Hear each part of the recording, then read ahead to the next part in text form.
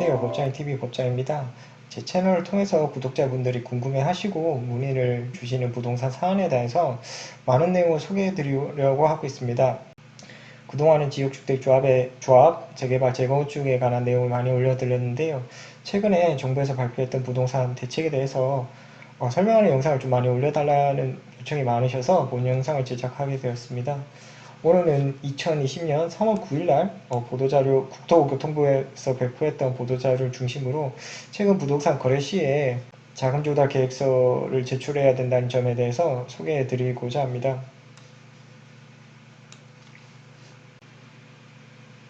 이번 부동산의 조치의 큰 특징은 부동산 구입 시에 자금 조달 계획서를 제출해야 되는 지역이 확대되었다는 점, 그 다음에 증빙 자료를 제출해야 된다는 점, 그리고 신고 항목이 구체화됐다는 점입니다. 일단은 제출 대상 지역이 확대됐다는 점에 대해서 먼저 살펴보고, 그 다음에 증빙자료 제출에 대해서는 제일 마지막에 살펴보고, 신고 항목 구체화 항목에 대해서 좀 더 먼저 살펴보도록 하겠습니다. 그동안 자금조달 계획서 제출 대상이 투기과열지구 내 3억 원 이상의 주택거래에 한정되었었습니다. 그러나 과열 우려가 있는 조정 대상 지역과 비규제 지역의 투기적 수요에 대한 조사가 한계가 있었다는 정부의 입장으로 투기 과열지구 조정 대상 지역 3억 원 이상 주택, 비규제 지역 6억 원 이상 주택의 경우에는 자금 조달 계획서를 제출하도록 변경되었습니다. 따라서 3억 원 이상 주택 거래 신고 시 자금 조달 계획서를 제출해야 하는 곳이 기존 31곳에서 41곳으로 확대가 되었습니다. 이에 따라서 3월 13일 거래계약분부터는 조정대상 지역 3억 원 이상과 투기가열지구 또는 조정대상 지역이 아닌 일반지역 6억 원 이상 주택 거래 계약을 체결하는 경우에는 관할관청에 실거래 신고 시 30일 이내에 자금조달 계획서도 함께 제출하셔야 됩니다. 다음에 현재 투기과열지구 조정대상 지역 현황에 대해서 살펴보도록 하겠습니다. 투기과열지구의 경우에는 서울은 전 지역에 포함되고요. 경기도 같은 경우는 과천, 성남, 분당, 그리고 광명과 하남시, 대구에 같은 경우는 대구, 수성, 세종시가 투기과열지구로 되어 있습니다. 조정대상 지역은 뭐 다들 아실 것 같은데요. 뭐 과천, 성남, 하남, 고양, 남양주, 구리, 안양, 동안, 광교지구, 수원, 팔다, 용인, 수지, 기흥 등이 있죠. 다 말씀드리기가 어렵 것 같네요. 그리고 세종 이렇게 있습니다. 다음으로 자금조달 계획서 신고 항목의 구체적인 세부 내용을 좀 살펴볼까요? 가장 눈에 뜨는 것이 증여 상속 제공자, 그리고 증여 상속 액수, 부부, 직계, 존속, 그 밖의 관계를 반드시 명확하게 기재하라고 되어 있는데요.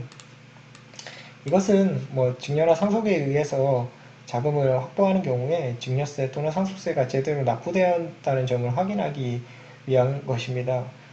최근에 증여나 상속이 많이 이루어지면서 증여세나 상속세를 탈세하거나 일부 안 내는 경우가 있어서 이러한 경우 그 해당 자본이 부동산 매수로 들어오는 것을 막기 위해서, 부동산 투자로 들어오는 걸 막기 위해서 증여나 상속에 같은 경우에 구체적으로 해당 내용을 기재하라고 되어 있습니다.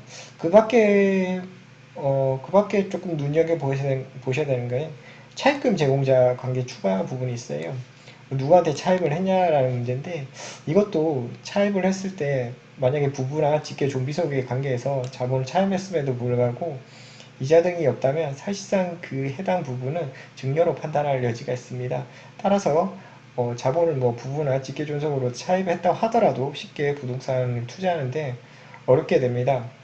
이러한 목적을 이렇게 그 자본의 부동산 투기 유입을 막기 위해서 자금 조달 계획서 신고 항목을 보다 구체적으로 세부 내용을 정하고 있습니다. 그렇다면 자금 조달서에 기재된 항목별로 증빙 자료는 어떤 걸 내야 될까요? 금융기관 예금 같은 경우는 예금 자료 증명액이나 내면 될 것 같고, 증여 상속의 경우에는 증여 상속세 신고서, 납입 증명서를 내라고 되어 있습니다. 따라서 증여나 상속으로 자금을 마련했음에도 불구하고 증여나 상속세를 신고하지 않아서, 즉 증여세 상속세를 내지 않았다면 해당 금액으로 부동산에 투자하기는 사실상 어렵습니다. 또한 차입금액 같은 경우에도 뭐 금융거래 하기서나 부채증명서를 반드시 발급을 하라고 하고 있습니다.